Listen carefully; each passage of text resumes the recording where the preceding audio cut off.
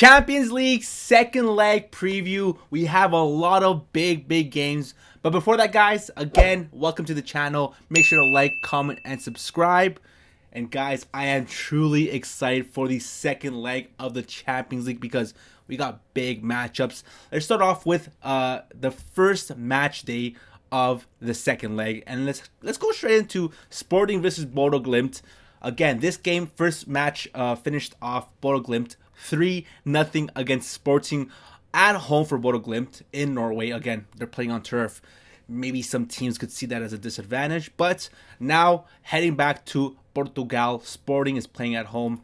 And guys, 3-0 down is a hard task to come up from for any team. We saw Barcelona trying to come back from a remontada against Atletico Madrid a couple weeks ago. Didn't work right well, but this is Champions League again. That's the beauty of Champions League football. Anything can happen. But man, Sporting have to come out here with a banger. They have to score early for sure. But looking into the game and looking into the teams again, I don't know.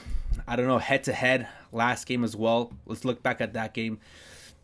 Ball possession was pretty even, 49-51 in favor of Sporting. But the biggest thing I can take away from the first match that they faced off against each other was the big chances. Bodo Glimt with 5 big chances, 10 total shots. Meanwhile, Sporting with 9 total shots, but 0 big chances. So that right there is a red flag. That cannot happen.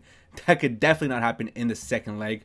And then again, looking at the lineup in that game, the whole team of Bodo Glimt on foot mob 7.5 and above. I think actually 7.6. Yeah, 7.5 and above. The goalie with an 8. Fett with an 8.6, who got man of the match that game. And then now we look at Sporting's lineup and their ratings. Not the best, actually, and not the worst. The goalie actually got the worst rating in that one, 5.9. But they have to step up. Obviously, with Luis Suarez up top as their goal scorer, he hasn't been lighting it up as he should be in the Champions League. Obviously, we saw him score, I believe, 2 goals against PSG, but the whole team has to step up.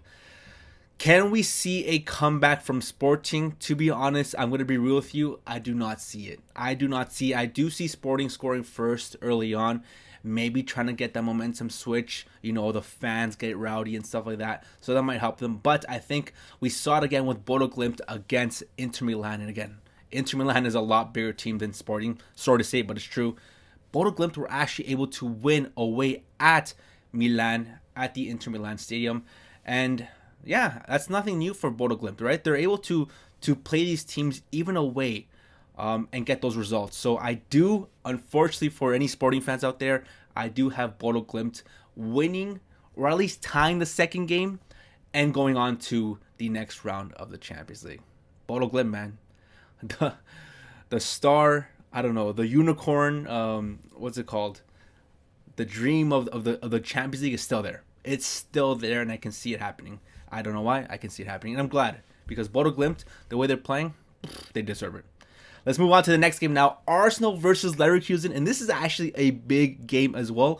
All these games nowadays are big games from the round of 16 going forward. Arsenal and Leverkusen tying the first game 1-1, with actually Leverkusen getting the lead very early on in that game. Unfortunately, if you're a Leverkusen fan, if you're an Arsenal fan, you're probably very happy. They ended up scoring. Arsenal ended up scoring in the, what was it here? Penalty, I believe. Yeah, in the 89th minute from Kai Havertz. Again, if you guys saw that game, it was actually, who was it again? Madueke who got the penalty. A lot of people are saying it's not a penalty. From the first angles, you can see he did definitely dive later on. But there was an angle from the back where he does get clipped. You can see it very clearly. So it is a penalty, but you know what? As a Leverkusen fan, you were doing well the whole game, and then unfortunately you get scored in the last minutes for them to tie it up. Thankfully, the away goals is not a thing anymore in the Champions League, so it's still 1-1. You can go into the next game, in the second leg at Arsenal, with a even scoreline. So anything is possible. But for, again, Leverkusen to go into this first game to get that draw away, it's a massive one for them. Very massive for them. But now going back to Arsenal, back to London. Arsenal again competing for every single title right now in football, in the Premier League, everything. This is a big one for them. I find it difficult. I truly will find it difficult for Bayer Leverkusen to kind of do something in this game because Arsenal, man, we all seen their tactics, so we know what they do in matches like this. Those set pieces, they will hurt any team right now. So I unfortunately do see Arsenal winning the second leg. Maybe 2-1, maybe 3-1, I believe. But yeah, I have Arsenal winning the second leg. I think it's just going to be too much. I think it's going to be too much for Bayer Leverkusen. I think Arsenal are in great form right now, especially with the fans backing them up. You saw it just recently in the Premier League as well, where they were tied, I believe, against, I forgot what team it was. But then they were able to, at the end, come and finish and win the game. So the fans were going crazy at the end. So I do think that the fans for this game are going to be huge and are going to be one of the key factors for Arsenal winning this game. So I got Arsenal going to the next round of the Champions League. But now let's move on to Chelsea versus PSG. And Chelsea finally at home in London, but they're going into the second leg with a loss of 5-2 thanks to PSG at home. And again, thanks to the amazing substitution of Kvaratskhelia coming into this game, where he scored 2 major goals at the end to bring that scoreline even further reach of Chelsea. And yeah, man, it's going to be a hard task for Chelsea to come into this game. But like we saw against PSG away, they were able to score 2 goals, obviously, right? Gusto and Enzo Fernandez able to score very early on, where I thought maybe they actually had a chance of getting a little result there, maybe a tie, maybe a win. But then Vitinha, and then like I said, Kvaratskhelia coming into the game, substituting into the game and scoring 2 big key late goals in the 86th and 90 plus to bring the scoreline to, you can really say a scoreline that's probably untouchable. But yeah, it's going to be a very big match and, mountain to climb for Chelsea. But as we look back at the stats from the first previous game, we have here actually with PSG ending off the game with 58% possession, Chelsea with 42%. But they had 4 big chances while PSG had 2, both with total 9 shots in the game. But like I said before, when you need a big player to come on and prove that he is the player that he is, Kvaratskhelia comes on and scores those 2 big goals at the end, which brought that scoreline to 5-2. So, do I see Chelsea coming back into the second leg of this game and doing something? It's going to be hard. It really is going to be hard for this to happen because even the lineup show it. The defense was terrible for Chelsea in the first leg, with Chalobah getting a 4.3 on FootMob and Fofana with a 4.7. And then Jorgensen, guys, I mean, we all saw what Spurs did that first leg with Kingsley. But even Jorgensen in this match had a stinker, finishing off with a 3.4 rating on FootMob. He did not have a good game whatsoever. And I don't know what their thought was of having not Sanchez in there, but Jorgensen instead. I do see Chelsea starting with Sanchez this time. I think they're going to learn their lesson and have Sanchez in there. But defensive-wise, I don't see where they can kind of come back. Maybe they start Badashil. But besides that, I don't have much hope in anyone else because, yeah, they have a pretty big injury with Lewis Colwell. Esteval injured as well, I believe. He's not going to be able to play this game unless he does. It says maybe late March he might be back, so I don't know if he's going to be playing that tomorrow against PSG. But it might be possible. Besides that, Gusto had a good game for Chelsea. Enzo, like I said, had a good game. But Palmer, man, he hasn't been that player that we've seen the last couple of years. He's been slowly, getting his level coming down a bit. Reece James, quality player. You're able to play him in the midfield. You're able to play him as a right back. So he's going to obviously bring that, that effort, that energy you need for this Chelsea team. But PSG, man. PSG are the Champions League winners so far, and they have so many quality players, man. Barcola, Dembele, Doué, Zaire Emery, Vitinha, Neves, and then obviously my boy Pacho in the back with the arguably the best left back in the world right now, Mendes, and arguably the best right back in the world with Hakimi. So this team is absolutely stacked and are ready to win the Champions League. So I do not see them coming back, unfortunately. Chelsea are going to score, I believe. I think they are going to score, but it's going to be too much for them. I can see Chelsea maybe winning this game, maybe like a 2-1, maybe like even a 3-2, something like that, but it's going to be too much. The 5-2 aggregate from the first game, unfortunately, is going to mess them up. So I do have PSG winning this game and moving on to the next round. But finally, the biggest game of match day 1, the second leg, Manchester City at home against Real Madrid, the mighty Real Madrid, where Madrid pummeled City 3-0, courtesy of no one else but man like Valverde with a hat trick, and a beautiful hat trick that is. Again, as a Barca fan, it kind of hurts me saying this, but that was an absolutely beautiful performance from Valverde. And that hat trick, man, every goal just got better, and better as you go into the first leg of that matchup. We see here with City, you can say that's correct, 60% at the end of the game. Obviously, by the end of the game, Madrid's going to start defending more, PSG's going to be attacking more, so that makes more sense. Obviously, they're going to have more possession. But if you look at total shots and big chances, Real Madrid take the cake. 12 total shots for Madrid, 8 for City, 3 big chances for Madrid, and 1 for City. So that just there shows you a lot. And again, like I said, Valverde, a hat trick in the first half. 1 goal in the 20th minute with an absolute beautiful peach of an assist by Thibaut Courtois. Then Valverde scores the second goal as well with his left foot. And then at the end, in the 42nd minute, to complete his first half hat trick, Valverde scores a beautiful goal where he chips it over Gueye and then volleys it bottom left corner. What a game that was. Again, obviously in the second half, Real Madrid got to kind of like calm down a bit, maybe start to, stay back a bit more.